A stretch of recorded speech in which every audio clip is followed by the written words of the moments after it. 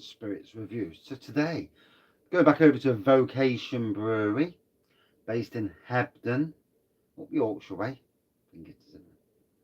This is Love and Hate, a New England IPA. It's 7.2%.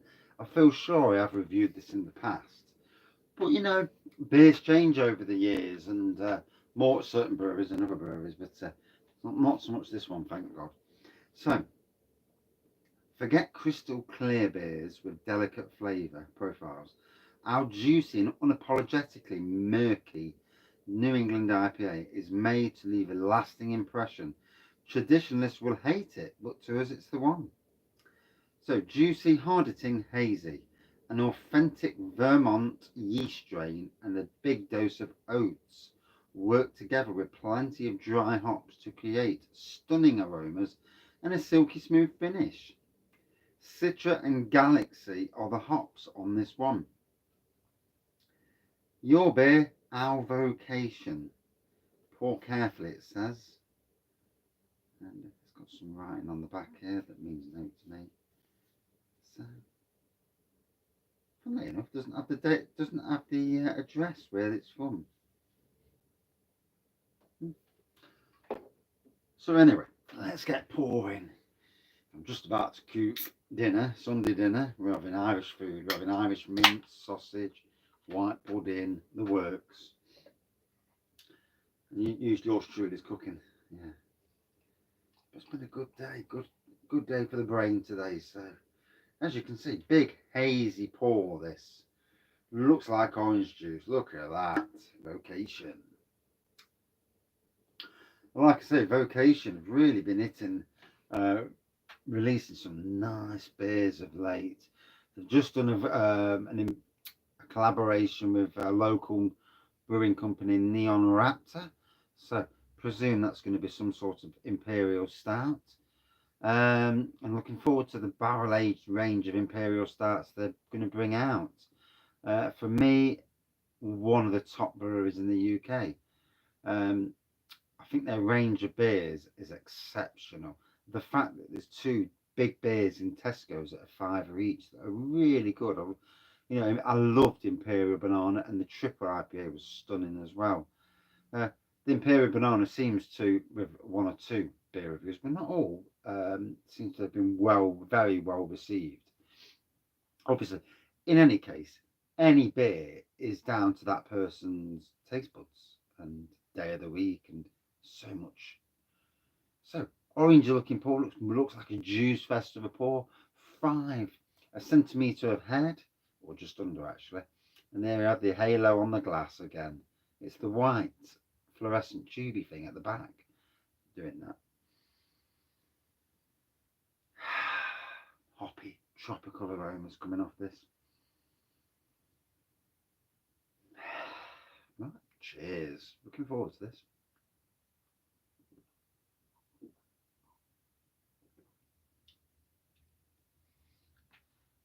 Like I say, proper juice fest of a beer. Now, I'm much more of a traditional beer drinker than a per se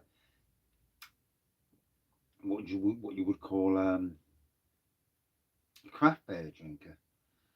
But yeah, I can appreciate a decent drop.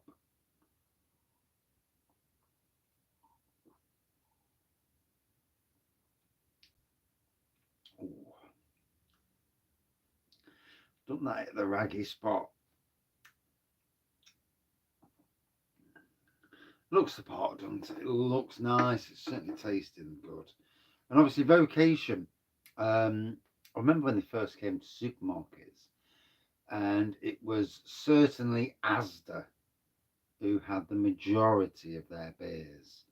Um, Obviously now Tesco's have got the two big £5 jobbies, and I'm trying to think if Morrison's and Sainsbury's. Can't think. I would assume they are, but it's been a while since I've been to Sainsbury's. Don't go very often. I get so disappointed with going to supermarkets for new beers, and they ain't got them.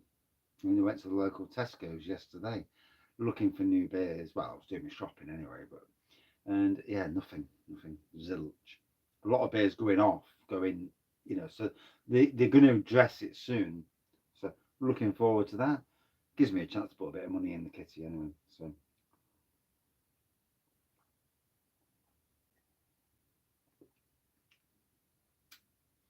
really big on flavour as you're drinking it. Fills the mouth with some good flavour. And Sunday today, and for all those at work tomorrow, fair play. I'm not back at work till Tuesday. Yeah, I've got tomorrow off. I wanted to. I had to have Friday off because of the car for the MOT. So I'm off tomorrow, and I'm going to repair fence panels, fences. I've got the fence. Both the fences on the front are not looking at their best. So I'm going to take them apart. And I built them out of pallet. Well, I had wavy lap fence, and I built this and screwed it into the wavy lap. So my side looks great. The other side looks crap. And then the problem is, as I'm walking up, I can see the crappy side, and it's doing me boating. On my side, my shrubs hide it, so you don't even see the fence. So I'm going to take it apart, rebuild it, and level it up better as well. It's not as level as it should be. Yeah, I was lazy. I just wanted to do it. So yeah, I've got that to do tomorrow. Take it apart. It's going to take a while to take it apart. Um, but yeah, take it apart, rebuild, put a new post in because one of the posts is gone. So I've got to dig a hole, cement a new post in, and basically go from there and give my neighbour the better side, and I'm going to paint it as well, nice and orangey cedar. We're going grey on the front garden, so he can have the cedar side. I'm not so bothered. Um, it is what it is.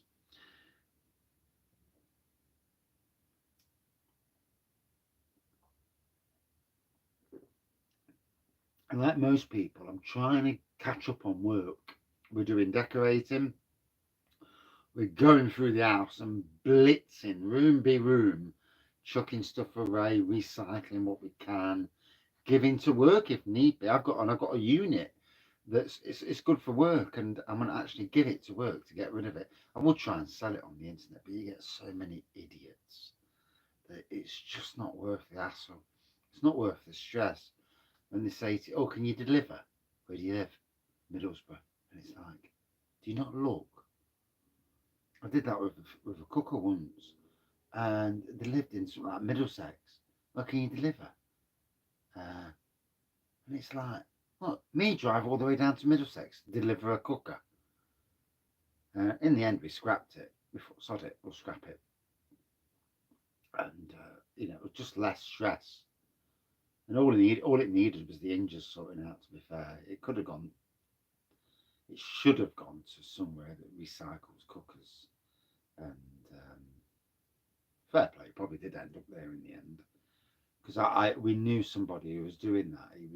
He was taking old cookers and machinery, fitting the parts they need, which are cheap as chips for him, and selling them and making a nice tidy profit. And fair play, fair play to that. I'm all good for recycling. I do that in my own way with gardening, and this is the year. This is the year I'm going big, going big. Um, Growing as much as I can, vegetables, fruit, flowers, really making both my sites look amazing. And not only my sites, but work sites, but also the gardens I look after as well. I want them to look as good as I can. And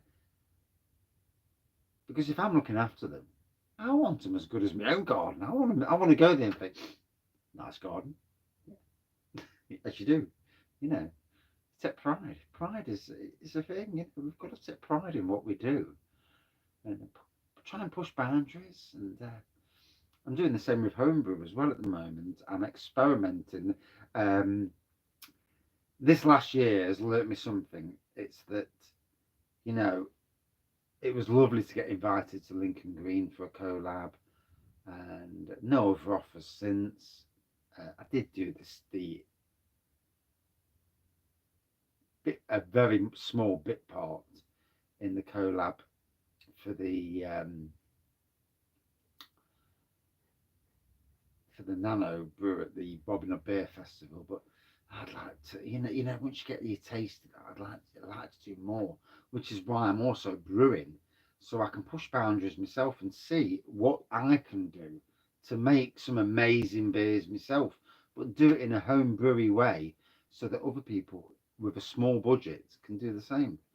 And it's just my way of saying, yes, I'm not a professional brewer. I've not got the qualifications. I homebrew.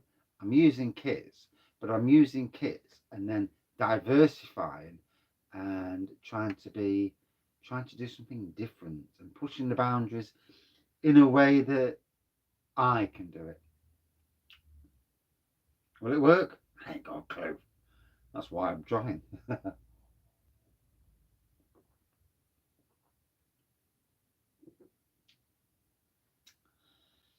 So I've got my imperial stouts that I'm brewing, splitting them into 10-pint portions. Like I've said before, I'm having a spirit. I'm adding one spirit to each of those.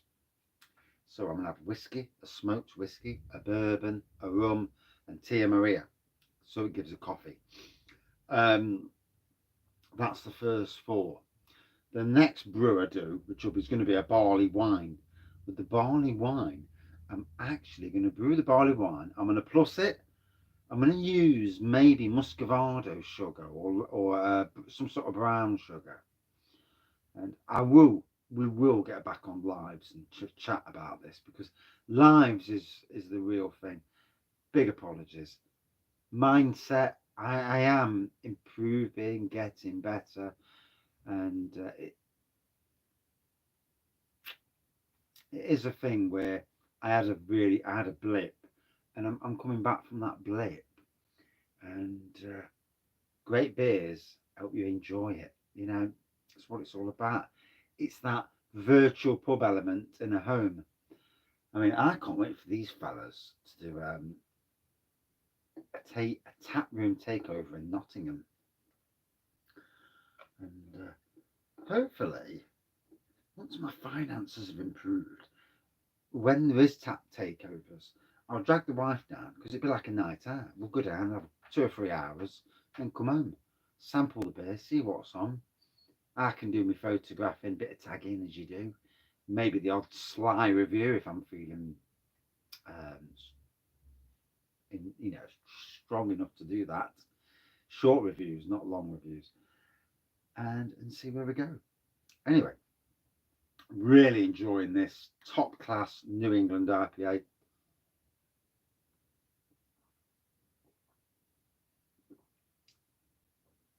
It's a juice fest beer, but the flavour just wallops you. It did say hard hitting. Yeah, it's a goodie. I like it.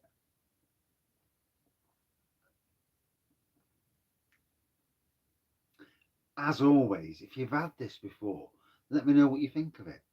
Um, Negative or positive. I mostly say this will be positive. It's a good beer. So 7.2%, not getting the ABV in any way, shape, or form. Tastes like a 5%, 4% to me. But that's the good thing about New England IPAs. They usually do. Juice Fest beers usually taste a hell of a lot weaker. As you see, orange pour, white head. And even now, big hoppy tropical nose. Beautiful. Tastes beautiful as well. A good 4.55 all day long. And it's been around a while as well. It's not all about the newest kids on the block. And this is what we would call an old craft beer. If you're going to, you would class it as craft beer. It may be an oldie, but for now, at least, still very relevant.